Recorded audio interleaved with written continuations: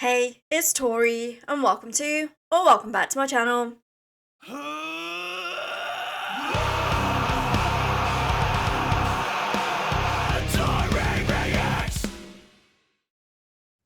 Today we have a living legend on the channel, the Queen of Metal herself, Doro. Thank you so Oh, much for taking the time out of your super busy schedule to come on the channel. How are you today? thank you so much. Oh, yeah, great to be a guest, and yeah, we're doing good, and we're just gearing up for another festival, and I'm doing all kinds of interviews for the new upcoming album, which I'm very excited about, and yeah, and especially for this interview, I got the new album, and it's on vinyl and CD. I got this beautiful picture. Oh, This I you want to did? show you. Yes, yes, Oh, that that's looks amazing. Oh my goodness. That is so cool. that one. That was Wow. a live photo of the Monster of Rock festival we just did in Brazil, and yeah, so I got it, and yeah, I'm a big vinyl collector, and this Yeah. is the album cover, and Wow. inside there's a whole. You can see, like, that's my first band, Mm-hmm. Snakebite, white picture, and then you see all these great people, Lemmy and Dio and James Hetfield and all that stuff. It's a whole timeline, and yeah, so great memories, and yeah, so This yeah. is really pretty. Like I absolutely love the name you chose for it as well. Like Conquerors Forever Strong and Proud.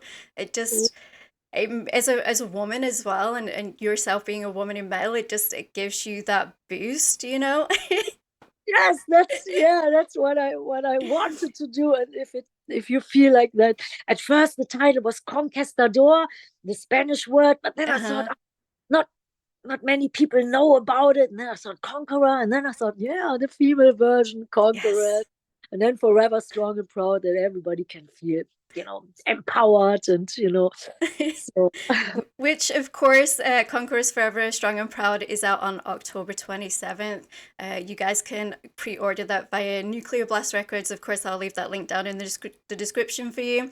You've had three singles out already, which is Time for Justice, Living After Midnight, and Bond Unending. How have you found the response from your fan base about those songs? oh, great. I couldn't have been better. And yeah, and Time for Justice was our first single. And I don't know if you've seen the video. I think you've seen the video. No? It looks Yes. like a little Mad Max movie. And it Yeah. was so much fun to do. And on Monday, I do another video with the same guy, the same video director. Uh-huh. Will be for the duet with Rob Halford, Total Eclipse of the Heart. So I'm using the same guy.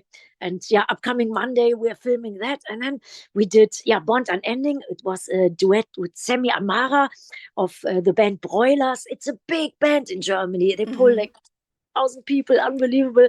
So there are three duets on it, and Living After Midnight with Rob Halford and Total Eclipse of the Heart. And I think it came out so good. And there are 20 songs on it to pick and choose, from super heavy, super hardcore to super soulful, and many anthems. And I personally love Children of the Dawn. That's one of my favorites. That's the opening track. Hmm. And right away, you feel a good vibe, and yeah, and so many others. I love them all. Like, yeah, I let the fans choose what we will play live, because I can't. I like every single one, like always. Yeah. Yeah, it's gotta be difficult choosing a live set because this whole album, you're just so proud and there's so many songs and I can understand leaving it to the fans to choose. It's just easier to hear what they would want you to play rather than you being like, what do I choose, you know?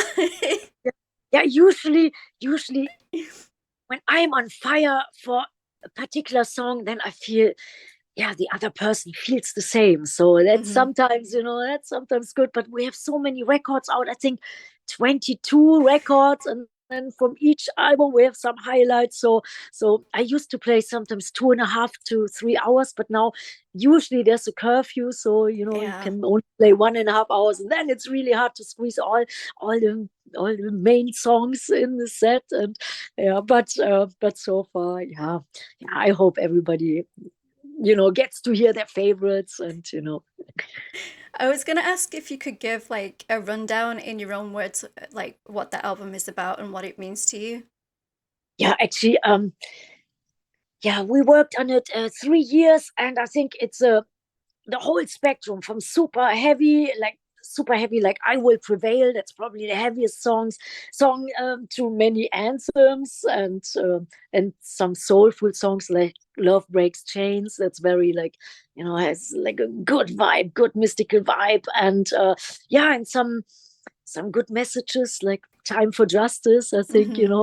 definitely is Time for Justice. And Rise, that's a very uplifting song. And there's one song dedicated to the animals that's called Heavenly Creatures, because I love the animals so much. And that's that one. And when the fans will hear it, then I know what to do. So far, only the journalists have heard this album, so I want to do something. And yeah, and I like, oh God, Lean Mean Rock Machine. That will be another video. Maybe when the album is coming out, because it takes so much time. It's a comic video, and I saw Hmm. the first 50 seconds, and it's so hilarious. It's so funny. It's really great. So this will probably come out, I guess, around Christmas time. And yeah, and I love doing videos. It's actually different now. Usually we did one or two singles, two videos maximum, and now we do 5, 6 videos and singles. And that's Yeah. actually, but it's fun. I love it. And when you work, or when you can work with good people, it's so good. Yeah. Yeah, I was gonna say, because you mentioned like your love of animals, I noticed the dog, of course, in Time for Justice. I was Oh like, yeah. oh, the little dog. Oh yeah. Oh, I have to tell you this. It was a funny story. I wanted to have a dog in this video because I love dogs and horses. I love all animals. And I Yeah. thought, when we do kind of like a Mad Max movie, I definitely want to have, like, a teammate, and a real cool dog. So, and it was a trained dog, I think an Australian Shepherd. His name was Sam. He was super cool. And then we were getting ready, lights were ready, the film producer was ready, I was ready, the Wasteland Warriors, all these wild guys and girls around me, they were ready. Yeah. And then the guy said, okay, okay. And I said, okay. And the dog ran away. And we thought, oh man. So we had to redo it, lights okay, people are okay, I'm okay, okay, okay. Dog ran away. And then after 1 hour about, we we knew that there was something strange. And okay was actually the word that the dog would run back to his owner. But it took us 1 hour to get Yeah. it. So, and then we said nobody should say okay anymore. Okay. And then the dog, so it took a long time to get, like, Sam the dog in the video. But then we tried to, not saying anything and filming, Hmm. song. And he was a good guy. I love, like, I that's the only thing I miss, when I'm always on tour. I couldn't have pets, or I couldn't have animals. So Yeah. that's one thing I really, but you can't have everything. And I made up my mind, the fans, the music, that's the most important thing to me. So you Yeah. have to. It's really hard. I understand. I mean, we've got two dogs and we've got three Yeah, cats, so trying to plan to go anywhere is a yeah, nightmare. So I totally understand. yes, I bet. But I guess when you have these animals you love, you don't even want to go anywhere, right? Right. It's so fulfilling. And so, Yeah. yeah. Yeah. Well, how was working with Rob Halford? Yeah, it was unbelievable. I was growing up in the new wave of British heavy metal, and Judas Priest was my very first tour, my first big tour. Like in 1986, we first played the legendary Monsters of Rock festivals, in two in Germany and one in England, Castle Donington. And on my way to the stage, I was really nervous, really stage fright, because I didn't know it was such a big festival. I thought maybe 6, 7, 8,000 people, and then I saw 80,000 people going crazy. And I was on my way to the stage, and I ran into Lemmy, and Lemmy said, "Hey, Doro, I have a good show." And he said, "Are you nervous?" I said, "Man, I'm shaking." And then he took in his arm and gave me a kiss on my head. And then I went on stage. I felt like $1,000,000. And then we did a great show. And then everybody said, okay, let's give this little band a chance. And then we could hop on tour with Judas Priest. And it was my favorite band. And I was heavily inspired by Rob Halford, Ronnie James Dio, David Coverdale, Lemmy. And actually, this one was my favorite album, The British Steel. That's, and and I met Rob last year on a festival. It was in France. It's called Hellfest. Very nice festival, like Wacken. It's really cool. So we were both playing the same day, and we were hanging out backstage. And then Rob was, asking me what I'm doing. I said, yeah, I'm just finishing a new album. I'm celebrating my 40th anniversary soon, like actually next year. And then we looked at each other, and then we said, shall we do something together? And we said, man, it's about time, because 86, it's a long time ago. We always stayed friends. Yeah, and then Rob said, what would you like to do? Do you have any idea? And I said, yes, Rob, I would love to do Living After Midnight of this British Steel album. And he said, okay, let's do it. Good one. And he said, I would like to do something. And I said, really? He said, yes, there's a song I wanted to do with you for a long time. And I said, okay, what is it? He said, Total Eclipse of the Heart. And I was totally amazed. I thought, wow, this is, a very, very, special song, very unusual choice. So we just actually got it done a couple of weeks ago. And it was the last song for this album. And I think it came out so great. And now on Monday, I'm filming the video for that song. And Rob already did his parts, and he looks like, he has like a long black coat on, and, like, so I have to step up to the plate, and make it look great. And yeah, so these duets, they are definitely my highlights of this record, and it means so much to me, and that he would do it, and I always loved him, and so it's so cool. I tell you, I'm a happy baby. It must have felt nice, like not only did you ask him, but then he was like, wait, I've been wanting to do this song with you for a long time as well. I thought, wow, am I hearing right? Yes. Yeah. Yeah. And yeah, oh, it was awesome. And we first did actually Living After Midnight, and then I delivered the record already. And yeah, and then Rob, he did an email. He said, yeah, what's about my song, Total Eclipse of the Heart? And I thought, oh man, 2 songs. I thought one is more than I could, dream of. So then we did 2 songs, and yeah, it's really something for me. And yeah, and it's so cool, when you have like your inspiration or your hero, and then, when you can do something together. Oh man. Yeah.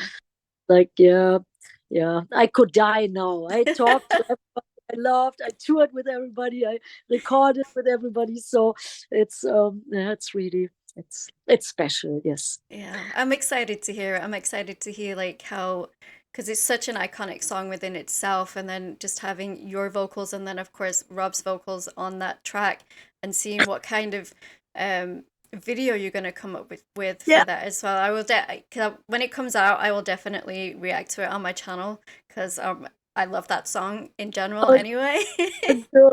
cool. Yeah.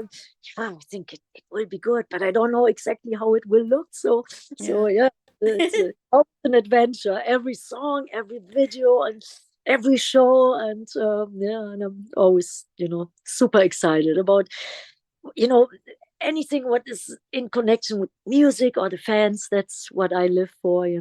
Everything else, I don't really care, and I don't have any clue about normal stuff. But when it comes to music, or that's my thing. Well, and I can feel that. I can feel that with even in this interview talking with you, I can feel that passion is still there, and it's still so prevalent, and you're still so excited after, like you say, it's been 40 years next year, and you're still like it's fresh and like it's brand new, and that's what I love. That's what I love about you, and I love your passion and your drive. And I was wondering what your creative process was like when writing. Do you just like inspiration strike and you have to like stop and note down something, or do you have to like really sit down and focus?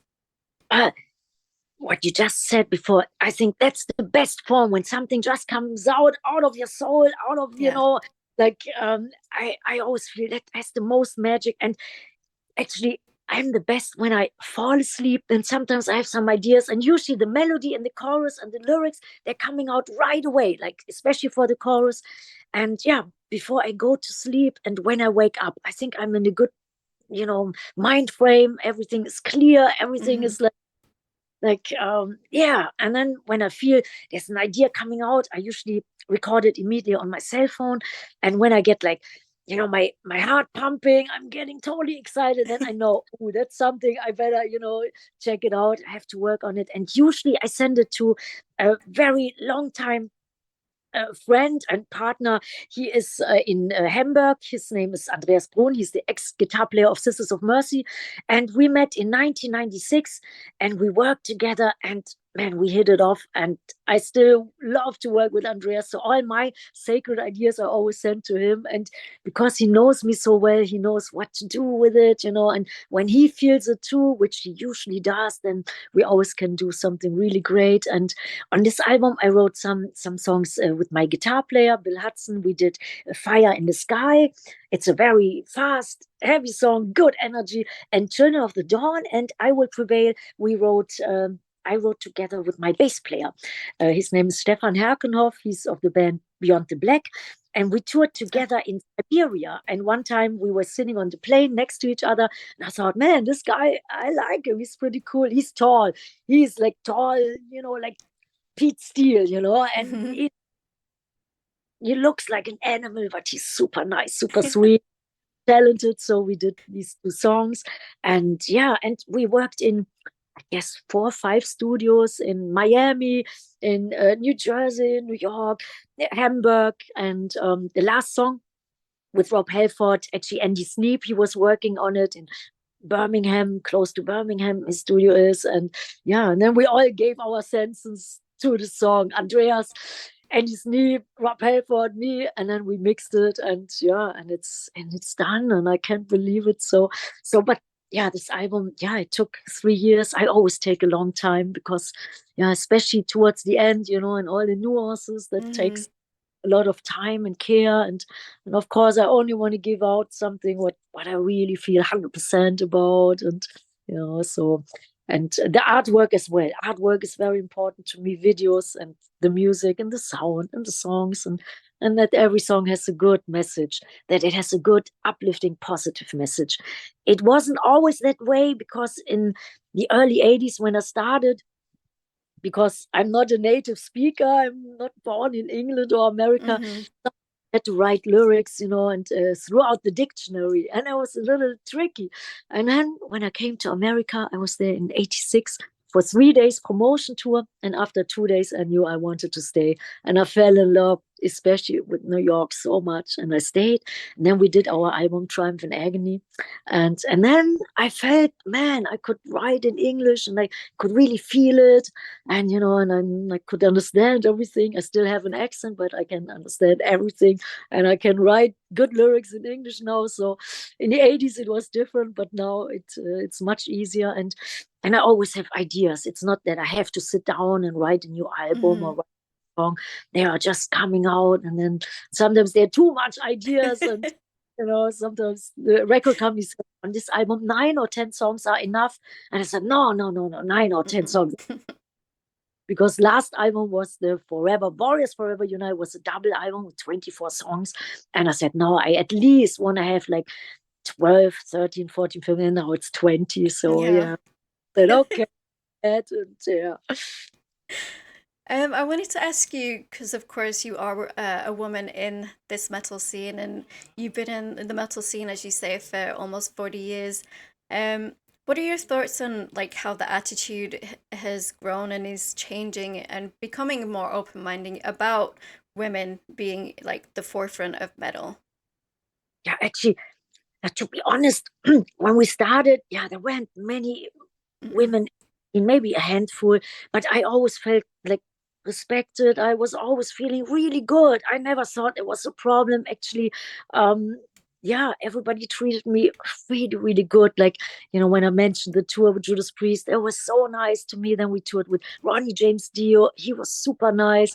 With Motorhead, the Scorpions, Wasp, everybody. And it was fantastic. So I never felt that it was weird or that it was different. I was just one of the guys, and I Mm-hmm. always do my best. And so I never felt that it was like so, so different. And my role models, yes, they were all men, like Rob Halford, Lemmy, Dio, everybody. But there weren't any women. But I didn't realize that it was okay. And now I think, of course, it's a much better balance. They're so great female musicians and singers doing it, and I love them all.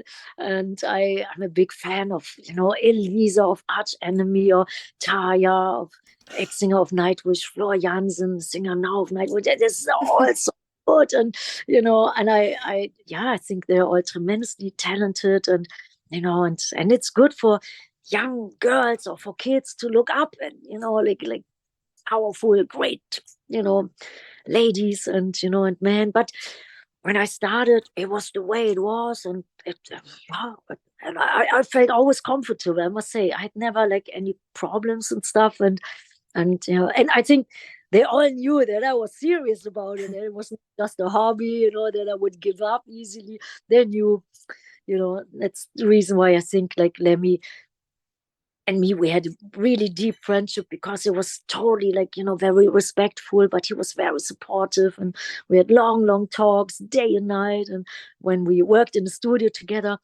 Lemmy was so cool. He never wanted to go to sleep. He was in the studio, and we started working pretty early in the morning, and then we finished like maybe at 2, 3 o'clock in the morning. And then Lemmy said, "Hey, just drive." And I said, "Where to?" He said, "Just drive." And we were driving all night, going back into the studio. And I think while I was there in LA for 2, 3 weeks, I think I haven't slept more than 5 hours in 3 weeks. And Lemmy, he never wanted to sleep. He was always, he was always in a good mood, and wanted to do something. And I never seen him eat anything. Mm-hmm. And one day I said, "Lemmy, I'm starving. I need to eat something." And he said, "Well, go into my kitchen. There's some veggies." And I thought, lemmy and veggies? I couldn't imagine. I said, "Are you sure?" He said, "Yeah, check it out." So I went into the kitchen, and then I saw an old bag of chips from last tour, and it was green inside, full of more. I said, "Let me clean the potato chips." He said, "Yes, that's veggies. It's good for you." That's not actually what I had in mind. So, but yeah, he never slept, he never ate anything. And yeah, so, and he was wonderful. And yeah, definitely one of my best friend. I miss him every day. Yeah, I'm sure. It was such a huge loss when he did pass, and it's nice to hear, all of these stories from like behind the scenes that you don't necessarily get to hear all the time. And I wanted to ask you, we just talked about, of course, being a woman in the metal scene, and now you have become that icon for young women and for vocalists. And how does that make you feel? Ah, when somebody feels inspired, when somebody says, "Oh, I love your song, I love your show." And usually when people saw the "Oh Yeah" video, then everybody said, "Oh, I have to pick up the guitar, I have to form a band." And it makes me feel really good when I can inspire people. It's such a good feeling. And when you do something and it means something to somebody, and or you even get like, yeah, you get something out of it, that somebody does something, writes a song or forms a band. Oh, that makes me so happy. And I heard it many times from men and women, Mm-hmm. like, or guys too. They said, "Yeah, we saw Warlock, or we saw you guys on stage." And then, and that's so cool. And sometimes when we go on tour, I always make sure that I maybe have like, a great lady in the support band, can be singer, drummer, guitar player, doesn't matter. So I always support it. And all the women, we're all like connected, and we're all really great friends, and we support each other. And and it is really, yeah, a deep friendship there. So it's really amazing.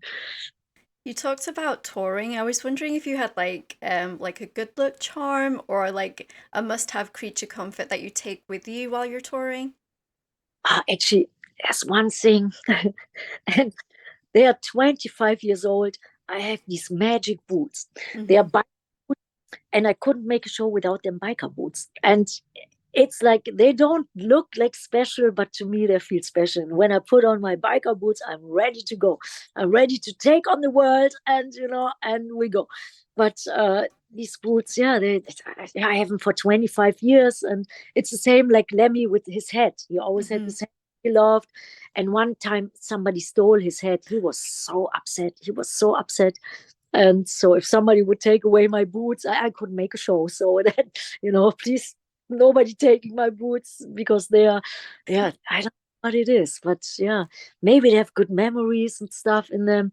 But I always feel really empowered, and that's good.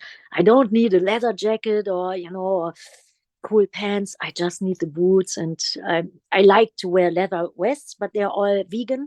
Hmm. Vegan leather, everything I have on. I became vegan 6, 7 years ago, and because of the animals, only Hmm. because. And yeah, so yeah, but yeah, the boots, and then that's it. I don't need much. That's awesome. I mean, there's nothing like a good pair of boots. Like, they have a way of making you feel empowered and make you feel feminine at the same time. It's really, really cool. I was Yeah. wondering, after all of this time, how do you take care of your voice? Oh, actually, I don't do much. Hmm. I just go when I see the fans, when I see the audience, when I see, like, some really excited faces. Then the voice is always there, and I can always sing 10 times better when I see fans which love it.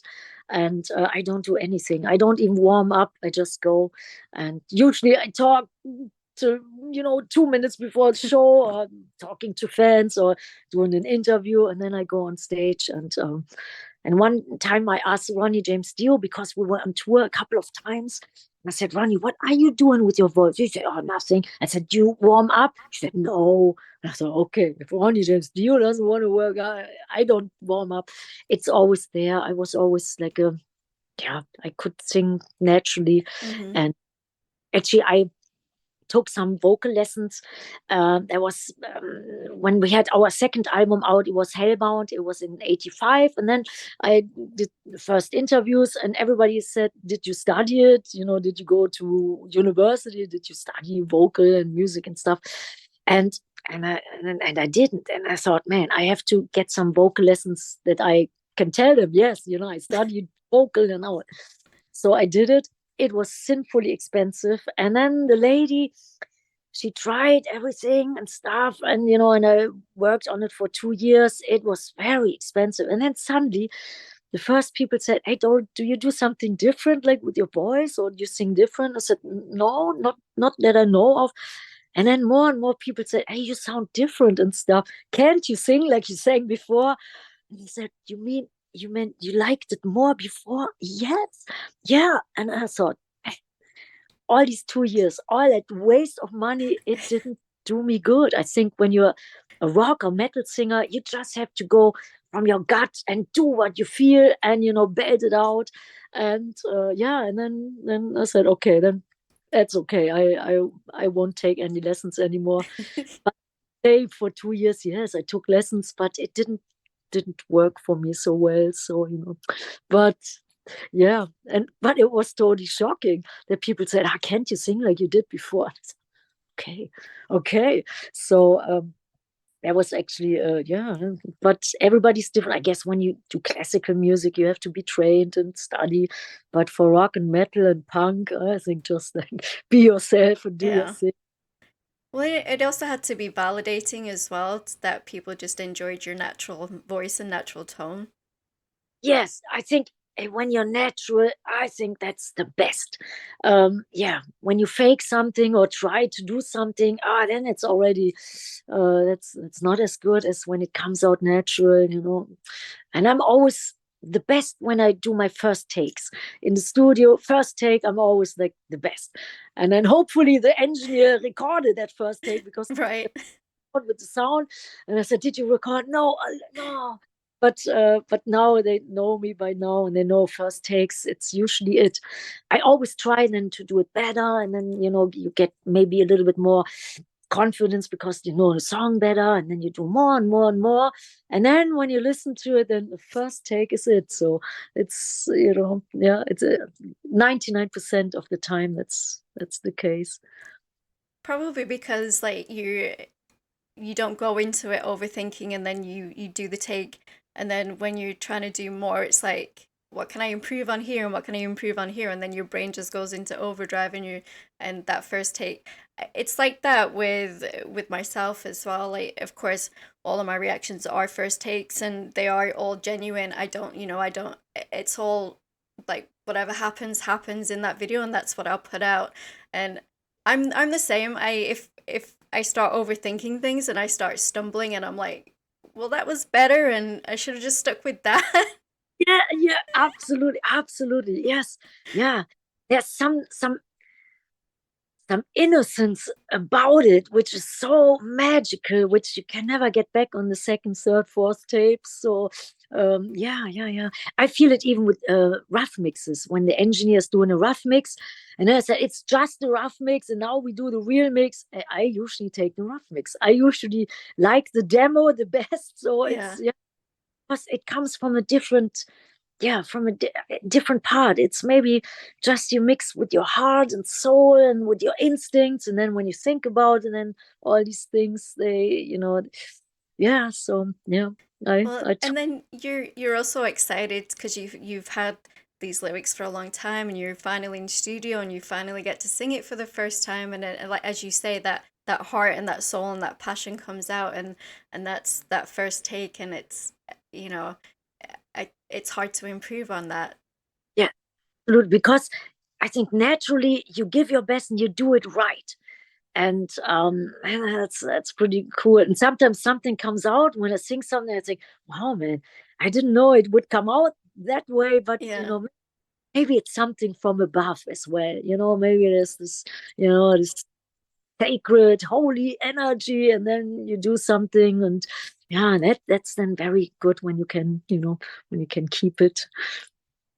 So, what advice would you give to somebody who is just starting out? Yeah, I would say, yeah, do what you feel. Always be true to yourself. You know, don't let them bastards get you down. You know, everybody always Yeah. has maybe something to say, or maybe, you know, criticize you. Just, you know, believe in yourself, and you know, follow your heart, and you can't go wrong.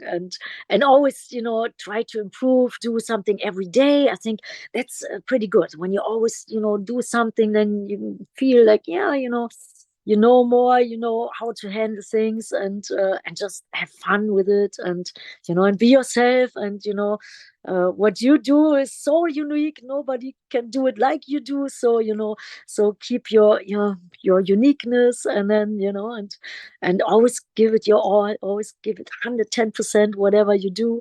And it's good to do it on a daily basis. I think don't take too many breaks.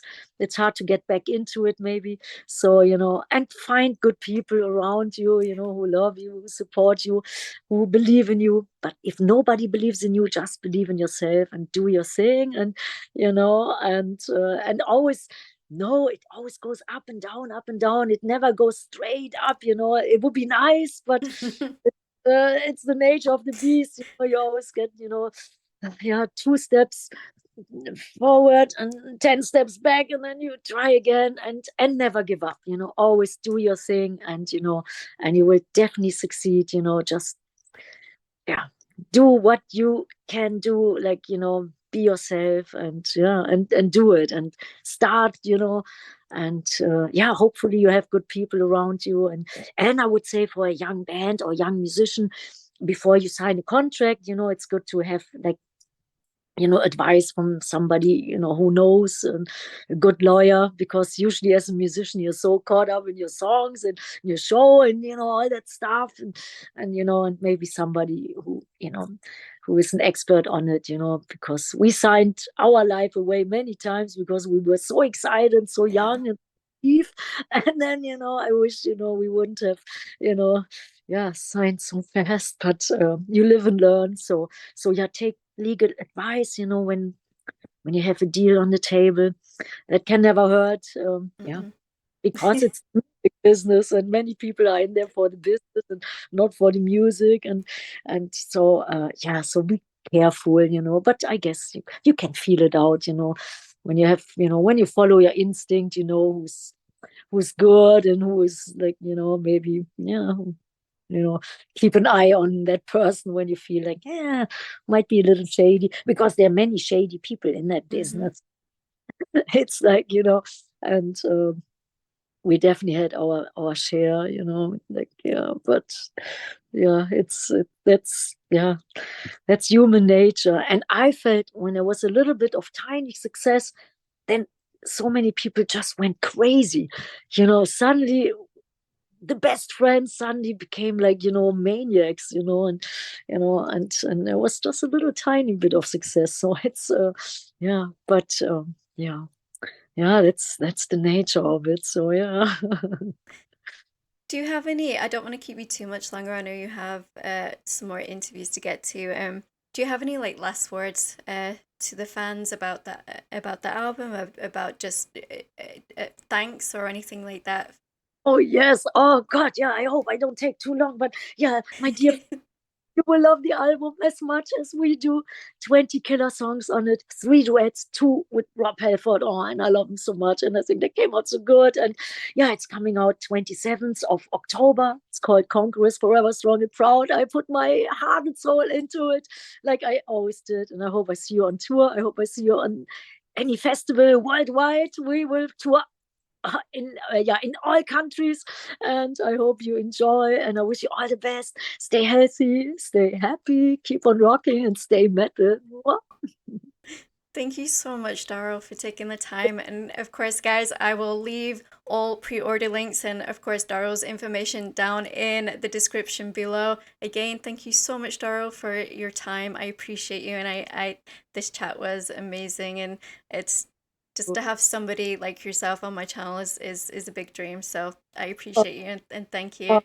oh, Joe, you're so sweet. Thank you so much for your kind words, and it was on your show. Thank you for having me, and yeah, and let's do it again. I want to do many, many, many, many more records and all that good stuff, and yeah, and all the best to you. All the best to you too. Thanks, guys. Bye. Bye bye. Don't forget to like and subscribe to become a Taurian. Speaking of becoming a Taurian, all of my social media links and my Discord link are down in the description.